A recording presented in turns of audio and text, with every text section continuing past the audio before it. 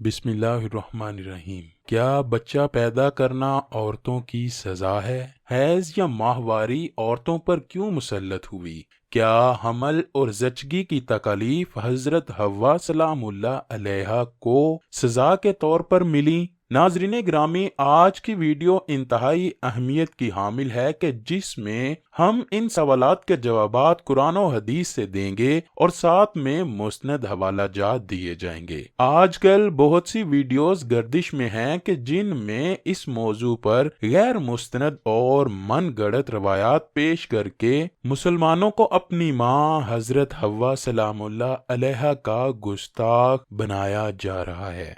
दोस्तों, वीडियो पर की गई तहकीक इस बात का मुतालबा करती है कि इसे पूरा जरूर देखा जाए। सबसे पहले तो इस बारे में अपने ख्यालात को दुरुस्त फरमा लें कि हजरत आदम अलैहिस्सलाम हजरत हव्वा की वजह से जन्नत से नहीं निकाले गए, क्योंकि ये सब मन गढ़ंत रवायात हैं कि हजरत हव्वा ने हजरत आदम को ममनुआ दरख्त से खाने के लिए मजबूर किया। इस बारे में अल्लाह पाक फरमाता है, फिर शैतान ने आदम की तरफ वसवसा किया और कहा, ए आदम, क्या मैं तुम्हें दायमी जिंदगी वाला दरख्त और ऐसी बादशाहत ना बताऊं जिस पर कभी ज़वाल ना आए? तो आदम और हव्वा दोनों ने उस दरख्त से खा लिया। सो उनके सामने उनकी सतरगाहें खुल गईं और वो दोनों जन्नत के पत्तों से अपना जिस्म छुपाने लगे। ना सिर्फ इस आयत में बल्कि कुरान की बहुत सी आयात से ये साबित है कि शैतान ने हजरत आदम को वसवसे में डाला, ना कि हजरत हव्वा ने। इसलिए यहाँ ये सब क़यास आराइयां दम तोड़ जाती हैं कि हजरत हव्वा ने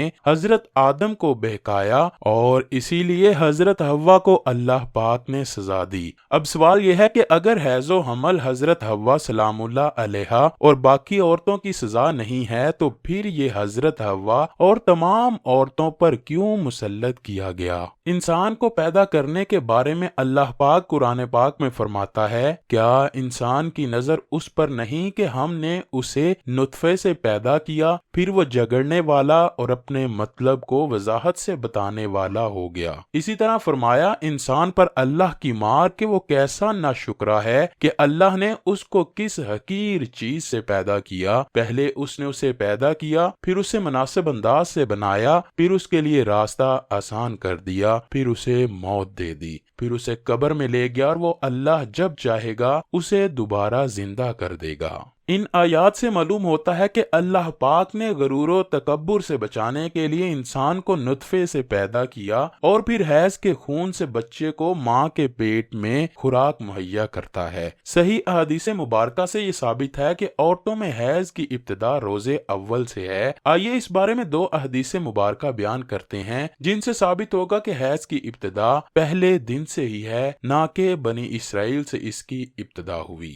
हजरत आयशा रजी अल्लाह ताला अन्हो हज्जतुल वदा में अल्लाह के रसूल सल्लल्लाहु अलैहि वसल्लम के साथ हज के इरादे से निकली। रास्ते में उन्हें हैज आ गया तो वो इस अंदेशे से रोने लगी कि अब वो मनासिक हज अदा करने से महरूम हो जाएंगी। आप सल्लल्लाहु अलैहि वसल्लम को मालूम हुआ तो आपने उन्हें समझाते हुए फरमाया, ये ऐसी चीज है जिसे अल्लाह ने औलादे आदम में औरतों के लिए लाजिम कर दिया है। इस हालत में तुम भी वही सब करो जो हाजी करता है, सिर्फ पाक होने तक बैतुल्लाह का तवाफ ना करो। बिल्कुल इसी तरह एक हदीस हजरत उम्मे सलमा रजी अल्लाह ताला अन्हा से भी मरवी है। हजरत उम्मे सलमा रजी अल्लाह ताला अन्हा बयान करती हैं कि एक मौके पर मैं रसूलुल्लाह सल्लल्लाहु अलैहि वसल्लम के पास थी कि मुझे हैज आने लगा। मैं वहां से उठ गई। आप सल्लल्लाहु अलैहि वसल्लम ने दरियाफ्त किया तो मैंने बताया कि मुझे हैज आने लगा है। आप सल्लल्लाहु अलैहि वसल्लम ने फरमाया,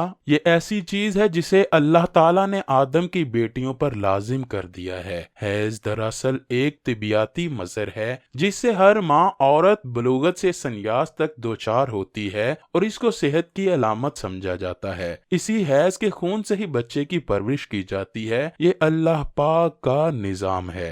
غیر حاملہ عورت کو اگر حیض نہ آئے تو اس کو بیماری کی علامت سمجھا جاتا ہے۔ یہ عورت کے لیے کوئی سزا نہیں، اور نہ ہی یہ بات کسی روایت سے ثابت ہے کہ حیض عورت کی سزا ہے، بلکہ یہ ایک ذمہ داری ہے جو اللہ پاک نے انسانیت کی تخلیق کے لیے عورتوں پر ڈالی ہے۔ اسی لیے جو عورتیں اس ذمہ داری کو بخوبی نبھاتی ہیں وہ اجر و ثواب کی مستحق ہیں۔ جیسا کہ حضرت عائشہ رضی اللہ تعالی عنہا نے ایک دفعہ حضور پاک صلی اللہ علیہ وآلہ وسلم سے سوال کیا کہ اے اللہ کے نبی، مجھے تو لگتا ہے کہ عورتیں پیدا ہی مصیبت جھیلنے کے لیے ہوئی ہیں۔ حضرت عائشہ کا اشارہ حیض اور حمل کی تکالیف کی طرف تھا۔ حضور پاک صلی اللہ علیہ وآلہ وسلم مسکرائے اور فرمایا، نہیں، بلکہ یہ ایسی چیز ہے کہ جس کے ذریعے سے بنی آدم کی عورتیں آزمائی گئیں۔ اس حدیث کی تشریح میں علامہ ابن حجر اسقلانی رحمۃ اللہ علیہ فتح الباری میں لکھتے ہیں کہ عورتوں کی تخلیق ہی اللہ پاک نے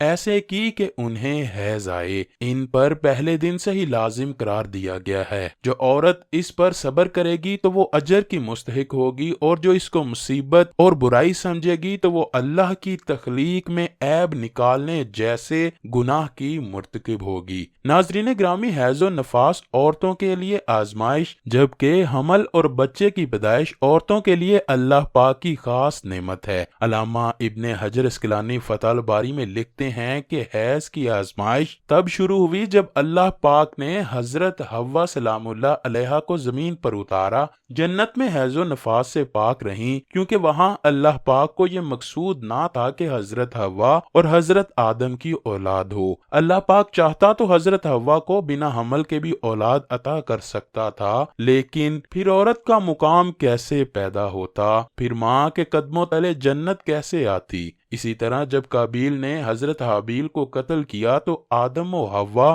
دن رات غمگین رہتے اور اللہ پاک سے نیک فرزند کی دعا کرتے رہتے، جس پر اللہ پاک نے ان کی دعا قبول فرمائی اور انہیں حضرت شیس علیہ السلام جیسا نیک فرزند عطا فرمایا۔ خود سوچئے، اگر حمل سزا تھی تو کون اپنے لیے سزا کو بار بار دعاؤں کے ذریعے سے حاصل کرتا ہے؟ بالفرض یہ سزا تھی تو پھر جانوروں کو حمل اور بچہ پیدا کرنے کی سزا کیوں ملی؟ ہم سورج سے کیوں نہیں پوچھتے کہ وہ ہمیشہ مشرق سے ہی کیوں نکلتا ہے، مغرب سے کیوں نہیں نکلتا؟ بے شک یہ اللہ پاک کا قانون اور اس دنیا کو چلانے کا نظام ہے، جس میں رد و بدل اور انکار ناممکن ہے۔ خدا را ان چیزوں کو سزا بول کر اپنی ماں حضرت حوا سلام اللہ علیہ کی توہین کے مرتکب مت بنیے۔ نبی مکرم صلی اللہ علیہ وآلہ وسلم کی حدیث کے مطابق حیض و نفاس عورتوں کے لیے آزمائش ہے، جس پر صبر کرنے پر عورتوں کو اجر ملے گا، جبکہ حمل اور بچہ پیدا کرنا عورتوں کے لیے اللہ پاک کی ایک انمول نعمت ہے، جس پر ان کو فخر کرنا چاہیے۔